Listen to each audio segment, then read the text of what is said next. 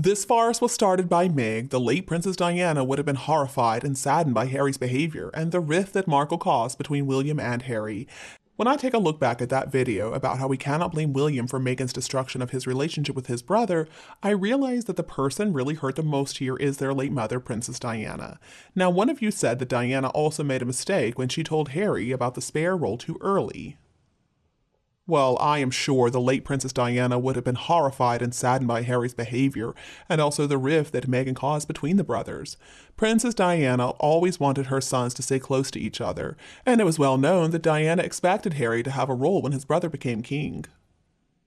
Of course, there is no way the late Princess Diana ever could have predicted that this human wrecking ball known as Meghan Markle would come between the brothers and completely destroy the relationship that her sons once enjoyed with each other.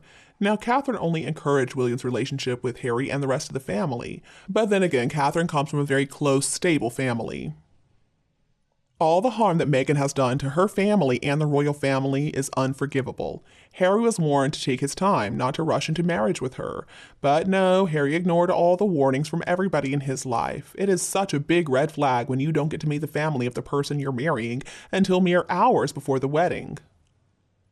Since Harry left the protection of the palace, we have all seen what a disturbed person he really is and continues to be. Prime example, Harry accused the press of hacking his cell phone 2 years before he even had a cell phone. Harry really requires the guidance of the palace because Meghan is setting him up for a very public, disastrous divorce, and we're going to see that play out in the media for a very long time. Meghan Markle never came across a camera lens she didn't love, and Harry's drug abuse, his lack of intelligence, and emotional disturbances are going to make him look like the idiot and emotionally disturbed man that he really is, and then Meghan's going to look like the evil, self-absorbed, narcissistic witch that she really is. And when the brothers don't even speak and they're thousands of miles away from each other, what is the point even in this whole farce?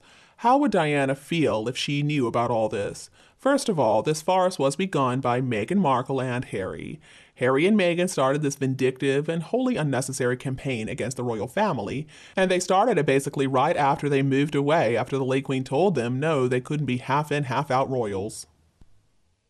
They wanted to be able to pick and choose what engagements they did and at the same time make a lot of money off their royal brand in the US. Well, the King, Queen, and the Prince and Princess of Wales were their #1 targets. Just think about what kind of position William was put in. I mean, his own brother, who he protected and helped his entire life, turned on him, as well as his nearest and dearest. So what, was he supposed to say, "Oh, Harry, just give me a big hug, let's put an end to this whole thing, let's forget about the way you attacked our family, all the lies that you told, let's just be friends again"? I mean, if you trash your own father, your late grandmother, your stepmother, the same thing applies.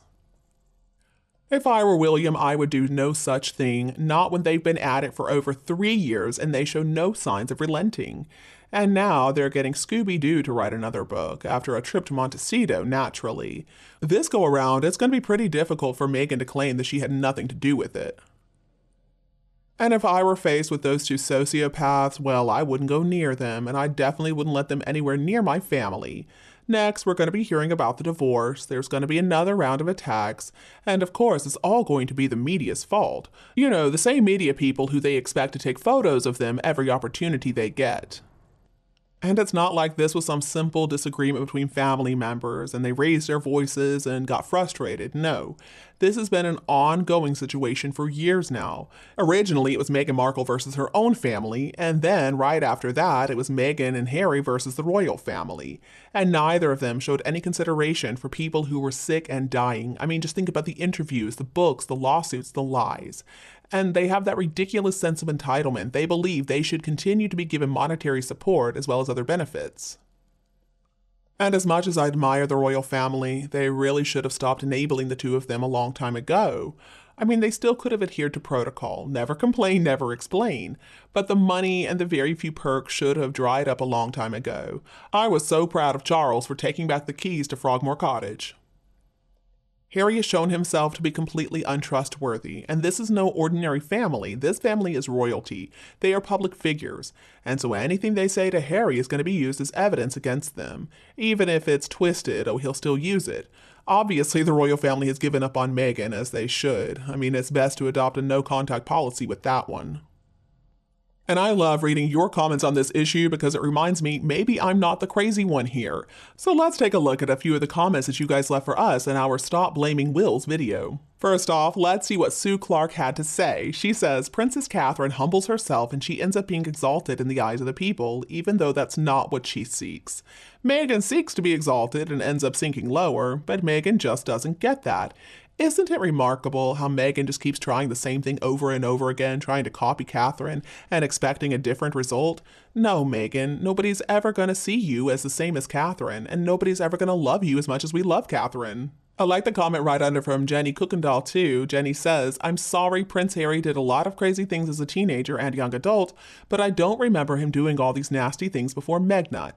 I feel all these mean and nasty things come from her. I feel sorry for Prince Harry. He acts like he's brainwashed. That's what I want to believe too. And I know there are many people who say, no, Harry was like this all along. The palace just covered up for him. It could be. But again, I know I've said it before and I'm going to say it again. After they get divorced, it's going to be very interesting indeed what kind of person Harry appears to be. And then Becky says, everybody should place blame squarely where it belongs, with Meghan Markle. I'm inclined to agree. I mean, Harry deserves some of the blame too for going along with her little schemes. But at the same time, Harry simply doesn't have the brains to come up with all this stuff. I'm sure that was Meghan Markle. And I really enjoyed reading this comment from user ET2. Harry's wife arrived, grabbed the mic, and said, sorry, I am late for the party. The Invictus Games is not a Hollywood party for micro-celebrities. It is an important sporting event for disabled veterans. I will never forget that disgusting curtsy by Meghan mocking the late Queen and everything she represented. The Prince and Princess of Wales in beautiful Hereford today meeting representatives of the mental health charity We Farming Minds. Also visiting Madley Primary Forest School and the SAS headquarters, spending time with the families of Special Forces. I swear that Meghan believes she's always at some Hollywood party and that everybody's so excited to see her. The woman is nuts.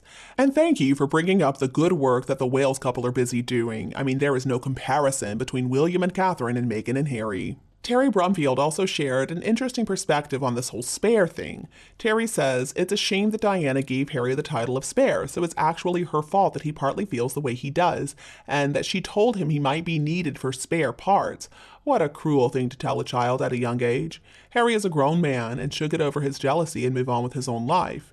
She probably did tell him that, I guess, as a joke. She thought that it was funny, but it's one of those jokes that you shouldn't share with children because it went right over his head, and it looks like he still has not figured out that she was only joking. I think Summer Savage also makes a really good point. Summer says, William is the next king. He cannot abide his brother's antics for the sake of the crown. Catherine also holds her own, and after all the crap Harry and Meghan have thrown at them, they must take the higher ground. And they have done so beautifully. Harry could have stayed in the family and the firm, but he met a really nasty woman who acted her way in and then destroyed everything inside. Harry is a follower, so he followed. Summer, your entire comment is spot on, so thank you for sharing. And it's really that last sentence that I think everybody should remember. Harry is a follower, he is not a leader. So I think who Harry is depends on who he is following. Now, if he had managed to get a good girl, somebody who is actually honest and respectable, I think he could have become a better man. He definitely could have become better than what we see today. And Dizzy Chef says, Meg wants to get even with Prince William for rejecting her bold flirting. He didn't want her kind. He had a true love. Really, what does Harry want William to do over sibling arguments? It's petty and immature of Harry. See, I think both Meghan and Harry are hung up on that. Meghan wanted William and he didn't want her, so she's all angry at him. And then Harry's angry because, well, Meghan wanted his brother more than she wanted him. I don't see how that's William's fault, but again, Harry isn't really known for his logical thinking skills. Marie Alexander has also left us a very interesting comment, and she's sharing a bit of history with us. Marie says, I read that Prince Harry asked William if they could be co-Prince of Wales and then co-King. What a joke! But this actually happened during the Henry II's time when he was King of England. He had his son Henry crowned in 1170, but they didn't rule together. Henry II would not allow it, and it caused so much turmoil. Prince Harry is king in his own mind thanks to that woman. And let's not forget, she said they were one plane crash away from the throne. Evil. As if they could ever be monarchs. The people in Parliament would never have them. Parliament rules, the monarch reigns. Thank you, Marie, so much for that informative and entertaining comment.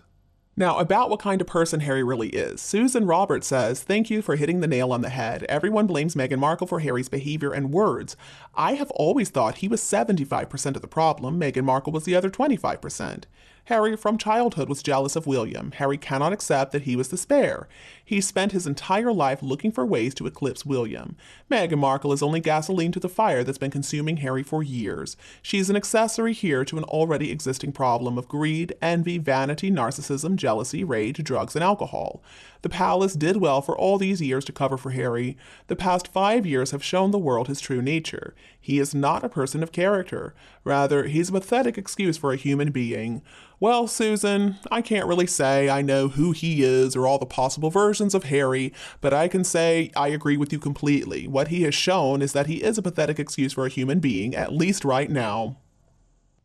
Alright, now back to the main content. For centuries, rich and powerful families from Europe disposed of relatives who weren't publicly presentable. They would send them somewhere, say, far away, or perhaps even worse. Now, the Queen actually had a couple of cousins who were living that life. And it looks like they really dropped the ball with Harry, didn't they? They tried to make him mainstream. They dressed him up, put a lot of lipstick on him, but you know what they say about putting lipstick on a pig. Handlers did their best to polish that turd, but the stench would still seep out.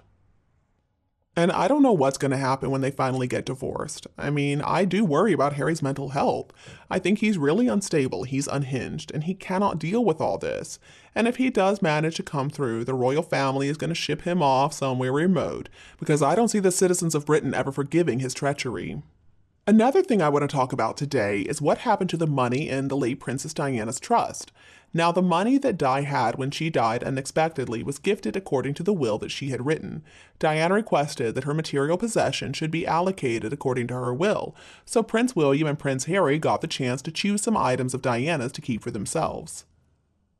We know that William decided he wanted to keep his mother's Cartier tank watch that she wore so often, and Harry picked her iconic sapphire and diamond engagement ring. What is interesting, though, about the ring that Prince Charles gave Diana when they got engaged is the way Prince Harry so willingly and happily gave that ring to his brother Prince William to offer to Catherine, the Princess of Wales. So it looks like Harry did have at least some kindness inside of him before he encountered Meghan. Harry told William that their mother's ring should rest upon the hand of a future queen. Since Diana never got to be the queen, of course the ring went to Catherine, because one day she will be queen. And as for other items, after her two sons picked things to remember her by, then other family members, like her sisters, were able to choose some jewelry and things like that to remember her. And after that, the money Diana had went into a trust for both of her sons, Prince William and Prince Harry. So each of her sons, when they turned 30 years old, got about $10 million. Now, Diana had left some money and personal effects to go to her 17 godchildren. Diana's net worth was somewhere around $25 million, and most of that money went to her boys. Now, Meghan claimed that she had gotten all these messages from Diana beyond the grave. I mean, that woman has no respect whatsoever for Diana. She doesn't have respect for either one of her sons or the friends and family who knew Diana for such a long time. William actually should have knocked Harry out when they had that little fight. I think it was a nice thing that he just pushed him down into a dog bowl. Harry and Meghan really are such a waste of space, aren't they? And the way Harry looks all disheveled all the time, I don't believe he's happy in America. Meghan is so incredibly disrespectful. And you, what do you think about this case? Please continue to discuss them with us below in the comments. If you think my video is helpful, don't be afraid to like and share with your friends and relatives who would enjoy it too.